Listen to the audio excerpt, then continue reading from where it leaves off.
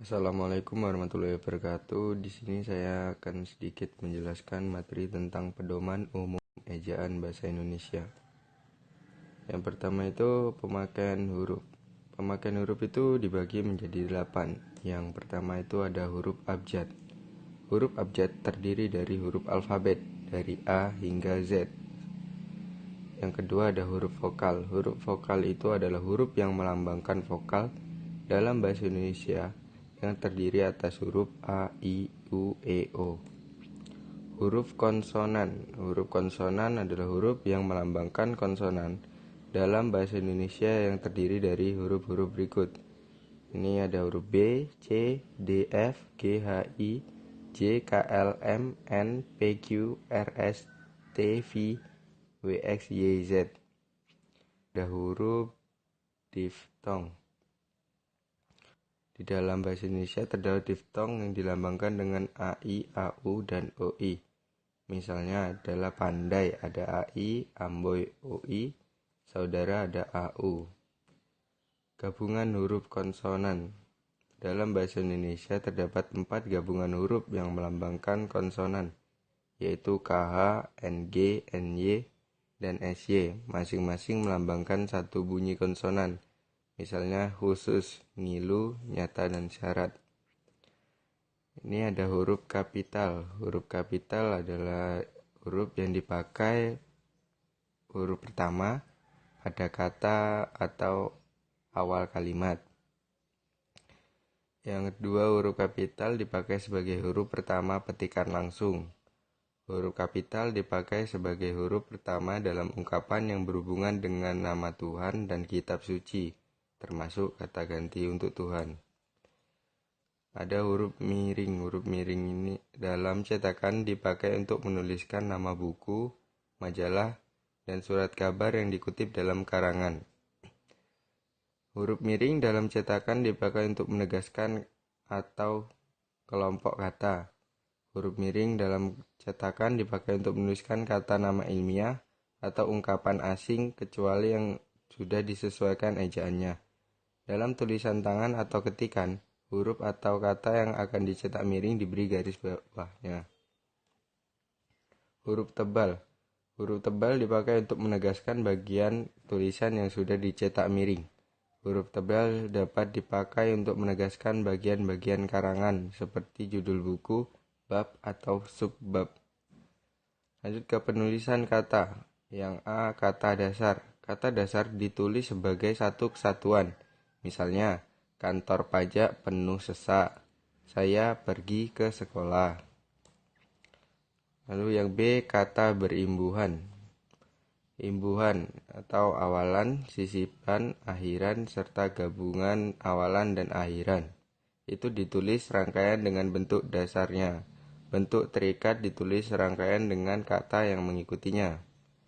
C, bentuk ulang. Bentuk ulang ditulis dengan menggunakan tanda hubung di antara unsur-unsurnya, contoh anak-anak, biri-biri, lauk-lauk. Bentuk ulang, gabungan kata ditulis dengan mengulang unsur pertama, misalnya surat kabar, itu jadi surat-surat kabar. D, gabungan kata. Unsur gabungan kata yang lazim disebut kata majemuk, termasuk istilah khusus, ditulis terpisah. Gabungan kata yang dapat menimbulkan salah pengertian ditulis dengan membubuhkan tanda hubung di antara unsur-unsurnya. Gabungan kata yang penulisannya terpisah tetap ditulis terpisah jika mendapat awalan atau akhiran. Gabungan kata yang mendapat awalan dan akhiran sekaligus ditulis serangkai. Gabungan kata yang sudah padu ditulis serangkai. E, pemenggalan kata. Pemenggalan kata pada kata dasar dilakukan sebagai berikut. Pemenggalan kata turunan sedapat-dapatnya dilakukan di antara bentuk dasar dan unsur pembentuknya. Jika sebuah kata terdiri atas 2 unsur atau lebih dan salah satu unsurnya itu dapat bergabung dengan unsur lain, penggalannya dilakukan di antara unsur-unsur itu. Tiap unsur gabungan itu dipenggal seperti pada kata dasar. Nama orang yang terdiri atas dua unsur atau lebih pada akhir baris dipenggal di antara unsur-unsurnya. Singkatan nama diri dan gelar yang terdiri atas dua huruf atau lebih tidak dipenggal. F. Kata depan. Kata depan seperti di, ke, dan dari ditulis terpisah dari kata yang mengikutinya. Misalnya, yang pertama itu di mana dia sekarang. Di dengan mana itu dipisah. Kain itu disimpan di lemari dalam lemari. Dia ikut terjun ke tengah kancah perjangan. Ia berasal dari Pulau Penyengat. Yang contoh kelima, cincin itu terbuat dari emas. G. Partikel. Partikelah, kah, dan tah ditulis rangkaian dengan kata yang mendahulunya. Partikel pun ditulis terpisah dari kata yang mendahulunya. Partikel per yang berarti demi, tiap, atau mulai ditulis terpisah dari kata yang mengikutinya. H. Singkatan dan akronim. Singkatan yang terdiri atas huruf awal setiap kata nama, lembaga pemerintah dan ketenaganegaraan, lembaga pendidikan, badan atau organisasi, serta nama dokumen resmi ditulis dengan huruf kapital tanpa tanda titik. Singkatan nama orang, gelar, sapaan, jabatan, atau pangkat diikuti dengan tanda titik pada setiap unsur singkatan itu. Singkatan yang terdiri atas huruf awal setiap kata yang buah nama diri ditulis dengan huruf kapital tanpa tanda titik.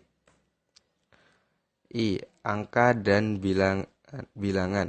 Bilangan dalam teks yang dapat dinyatakan dengan satu atau dua kata ditulis dengan huruf kecuali jika dipakai secara berurutan seperti dalam perincian.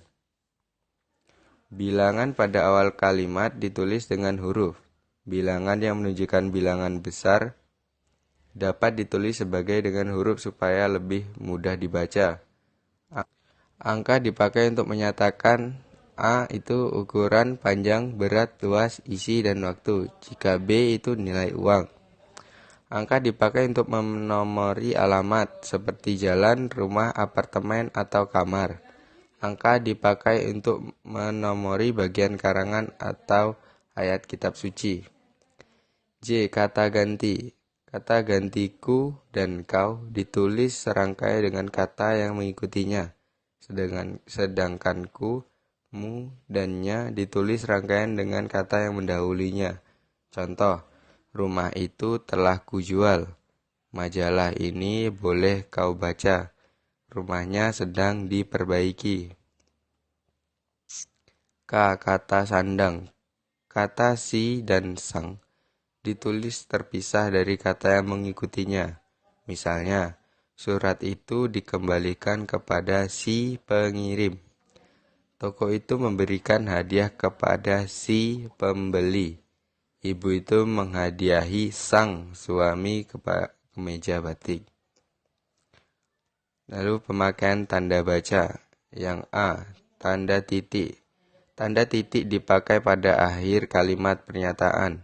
Tanda titik dipakai di belakang angka atau huruf dalam suatu bagan ikhtisar atau daftar. Tanda titik dipakai untuk memisahkan angka, jam, menit, dan detik yang menunjukkan waktu atau jangka waktu. B. Tanda koma. Tanda koma dipakai sebelum kata penghubung seperti tetapi, melainkan, dan sedangkan dalam kalimat majemuk atau setara. Tanda koma dipakai untuk memisahkan anak kalimat yang mendahului induk kalimatnya. Tanda koma dipakai di antara unsur-unsur dalam suatu perincian atau pembilangan. Tanda koma dipakai di belakang kata atau ungkapan penghubung antar kalimat. C. Tanda titik koma. Tanda titik koma dipakai sebagai pengganti kata penghubung untuk memisahkan kalimat serta yang satu dari kalimat setara yang lain di dalam kalimat majemuk. Tanda titik koma dipakai pada akhiran perincian yang merupakan klausa. Contoh, berijazah sarjana S1, titik koma. Tanda titik koma dipakai untuk memisahkan bagian-bagian perincian dalam kalimat yang sudah menggunakan tanda koma. D. Tanda titik dua. Tanda titik dua dipakai pada akhir suatu pernyataan lengkap yang diikuti pemerincian atau penjelasan.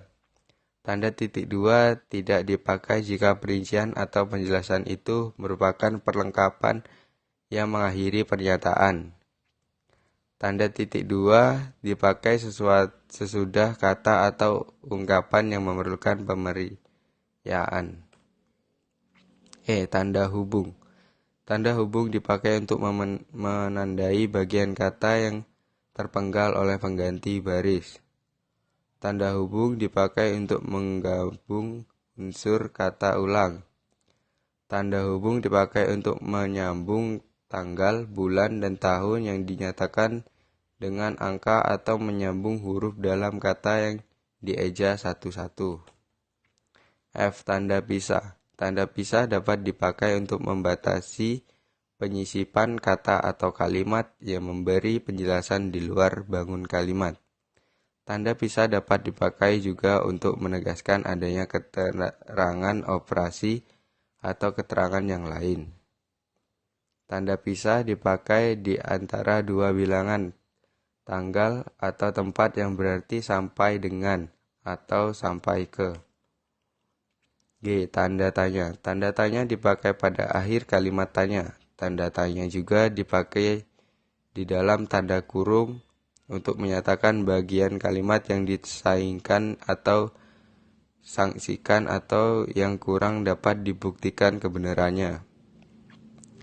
H. Tanda seru. Tanda seru dipakai untuk mengakhiri ungkapan pernyataan yang berupa seruan atau perintah yang menggambarkan kesungguhan, ketidakpercayaan, atau emosi yang kuat. Misalnya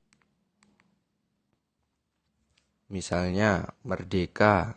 Itu yang kedua, bayarlah pajak tepat pada waktunya. Itu menggunakan kata seruan. I. Tanda elipis. Tanda elipis dipakai untuk menunjukkan bahwa dalam suatu kalimat atau kutipan ada bagian yang dihalangkan. Misalnya, penyebab kemerosotan ... akan diteliti lebih lanjut. Dalam Undang-Undang Dasar 1945 disebutkan bahwa bahasa negara ialah ... Tanda elipis dipakai untuk menulis ujaran yang tidak selesai dalam dialog. Menurut saya ... seperti ... bagaimana, Bu? J. Tanda petik. Tanda petik dipakai untuk mengapit petikan langsung yang berasal dari pembicaraan, naskah, atau bahan tertulis lain. Tanda petik dipakai untuk mengapit judul sajak lagu, film, sinetron, artikel, naskah, atau bab buku yang dipakai dalam kalimat. Tanda petik dipakai untuk mengapit istilah ilmiah yang kurang dikenal atau kata yang mempunyai arti khusus. K. Tanda petik tunggal. Tanda petik tunggal dipakai untuk mengapit petikan yang terdapat dalam petikan lain. Tanda petik tunggal dipakai untuk mengapit makna, terjemah, atau penjelasan kata atau ungkapan. Tanda kurung. Tanda kurung dipakai untuk mengapit tambahan keterangan atau penjelasan. Tanda kurung dipakai untuk mengapit keterangan atau penjelasan yang bukan bagian utama kalimat. Tanda kurung juga dipakai untuk mengapit huruf atau keterangan yang keberadaannya di dalam teks dapat dimunculkan atau dihilangkan. Tanda kurung dipakai untuk mengapit huruf atau angka yang digunakan sebagai penandaan perincian. Yang terakhir, penulisan unsur serapan. Dalam pengembangan bahasa Indonesia, menyerap unsur dari berbagai bahasa, baik dari bahasa daerah, seperti bahasa Jawa, Sunda, dan Bali, maupun bahasa asing, seperti bahasa Sanskerta, Arab, Portugis, Belanda, Cina, dan Inggris, Berdasarkan taraf integrasinya, unsur serapan dalam bahasa Indonesia dapat dibagi menjadi dua kelompok besar. Mungkin itu saja yang dapat saya sampaikan, kurang dan lebih saya mohon maaf. Saya akhiri. Assalamualaikum warahmatullahi wabarakatuh.